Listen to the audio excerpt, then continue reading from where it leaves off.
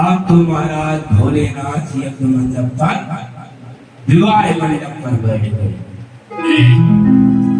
पंडित जी ने कन्यादान करने के लिए हिमाचल राज्य मैना देवी अपनी पुत्री का कन्यादान करने के लिए संकल्प किया। होता है कि नहीं होता? कन्यादान होता है ना, तब गोत्र नाम लिया जाता है। लिया जाता है कि नहीं लिया जाता? आपके यहाँ भी लेते हैं ना? हमने तो सोचा भोले बाबा के हमारे यहाँ लिया जाता। अब भोलेनाथ से बोले, हे महाराज अपना गोत्र बताओ और अपने माँ बाप का नाम बताओ। भोलेनाथ ने कहा गोत्र, माँ बाप? अरे जगत का बाप तो मैं हूँ, जगत की माता मैं हूँ, तो मेरा बाप कौन है? अब विचार करने लगे। भोलेनाथ ने कहा मेरा कोई बाप नहीं है, ना कोई माँ है। कहे महाराज शादी में गोत्र नाम तो जरूर लगता है, तो तुम्हारे माँ बाप नहीं बने कोई नहीं। और क्या कहने लगे, है निर्गुण निराकार शिव जी है। भोलेनाथ निर्गुण है, निराकार है, ये बात ध्यान दे लेना।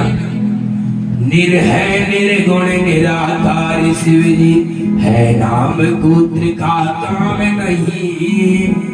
देखो गोत्र नाम कहाँ लगता है, जिसको पहचान करानी।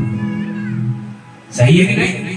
लेकिन भोलेनाथ जो निराकार है, निर्गुण है, निर्विकार है।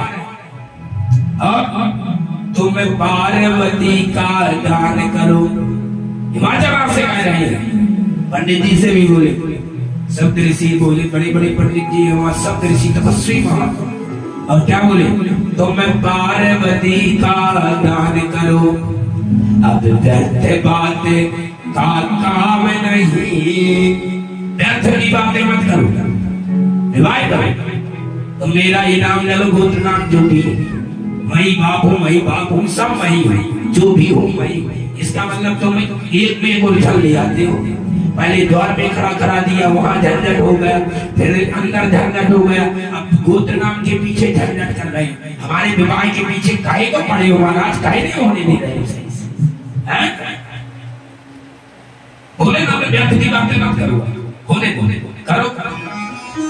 तब सब ऋषियों ने कहा जगत के जगदीश्वर तो आप ही, जगत के पिता आप ही, तुम्हारा आपका पिता कौन बन सकता है? और महाराज देव देव जगत जप्या बिना परमेश सदा शिवा जगदीश जगन्नाथ संप्रसीद जगन्मया। अब लावा बरसने के लिए भाई की जरूरत होती है। लावा आपके यहाँ भी बरसा जाता है? तुम महाराज तुम यमुना हिमाचल के कोई पुत्र नहीं करना चाहते, तो भगवान विष्णु ने कहा मैं भाई बनूंगा। और भगवान में नारायण ने जगदीश जगन्नाथ संप्रसीद जगन्मया और लावा परसा। और एक प्रकार से साले हो गए भगवान। और भगवान भोलेनाथ के इष्ट भी है, भगवान भी है। देखो इनमें दोनों में अंतर नहीं है। कहते हैं राम कृष्ण दो एक है, जैसे राम कृष्ण एक है वैसे नारायण शिव शंकर एक है, अंतर नहीं निमेष। इनमें कोई भी अंतर नहीं है, जो लोग मानते हो ग्रंथ में।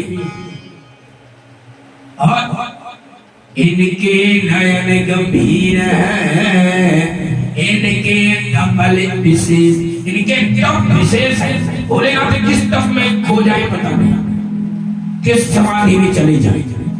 और महाराज भोलेनाथ का लावा बरसा गया, आप विवाह संपन्न हुआ और सभी देवता देवी लोग सभी लोगों के वासी भोलेनाथ को आशीर्वाद दे रहे हैं। और महादेव कह रहे हैं देव देव महादेव। आशीर्वाद भी कैसे दे रहे हैं सुन लो, देव देव महादेव करुणा सागर प्रभो। आशीर्वाद दे नहीं रहे, ले रहे हैं। देखो श्लोक तो यही कह रहा है, त्वमेव तवेत सर्वस्य भर्ता हर्ता च सर्वथा। अरे महादेव के देव महादेव आप हो और करुणा के सागर हो तुम। आशीर्वाद तो ऐसे होता है, खुशी रहो जाओ तुम्हारी, तुम लोग कहते हो ना जाओ खुशी रहो, लेकिन ये ऐसा आशीर्वाद नहीं कि तुम करुणा के सागर हो और त्वमेव करत सर्वस्या हरता हरता च सर्वथा। अरे महाराज जब जब हम पर विपत्ति आए, जब जब हम पर कष्ट आए, हम देवताओं पर जब जब दुख पड़े, और आप लोग भी कीजिए, कहिए हाथ जोड़कर, जब जब हम पर कष्ट आए दुख आए तो भोलेनाथ आप साक्षात आकर आना और हमारे दुखों को क्षण भर में नष्ट कर देना। ऐसा आशीर्वाद मांगिए। और क्या बोले, देवों ने पात्र ब्रह्मा जी को विग्रहों का स्वर्ण दिया। भोलेनाथ ने दान दिया कि जाओ जो मांगो बोलो। देवता लोगों ने विचार किया यही मौका है, नहीं तो कई हजारों वर्ष तक तपस्या करनी पड़ती है, तब कहीं भोलेनाथ प्रसन्न होते हैं, इसीलिए मांग लो। और बोले महाराज जब जब हम भूत राक्षसों से दुखी हो, जब जब हमारे स्वर्ग में कष्ट आए, तब तब हमारी रक्षा करना महाराज। थोड़ी सी और मैया से प्रार्थना करने लगी। मैया ने कहा इनको आशीर्वाद दो। भोलेनाथ ने कहा ठीक है तथास्तु। जब जब तुम्हें दुख और संकट आएगा तब तब देवाधिदेव महादेव तुम्हारे लिए खड़ा रहेगा। इस प्रकार से महाराज यज्ञ संपन्न हुआ, विवाह संपन्न हुआ। भोलेनाथ आज माता पार्वती को लेकर कैलाश में आए हैं और कैलाश की दिव्य कांति भोलेनाथ ने सजाया है। जो रूखा डरा था, जब से सती ने देह त्याग किया था, तब से भोलेनाथ ने कोई श्रृंगार नहीं किया और कैलाश को सजाया नहीं था। आज भोलेनाथ ने आदेश दिया पूरी प्रकृति सजा दी, कैलाश में स्वर्ग भी फीका बनेगा, सब फीके करेगा। और जब इस प्रकार से भोलेनाथ और माता पार्वती 1000 वर्षों तक रमण करते रहे। अब इधर क्या होता है, जो तारकासुर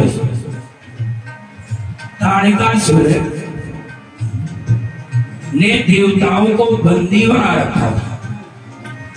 अब देवता लोग आए, अरे महाराज हमारे दुखों को हरण कीजिए, हमारे इस संकट से रक्षा कीजिए, इस राक्षस से रक्षा कीजिए। भोलेनाथ ने आश्वासन दिया ठीक है हम तुम्हारी रक्षा करेंगे। ब्रह्मा जी से बोले कि ये तारकासुर मरेगा कैसे?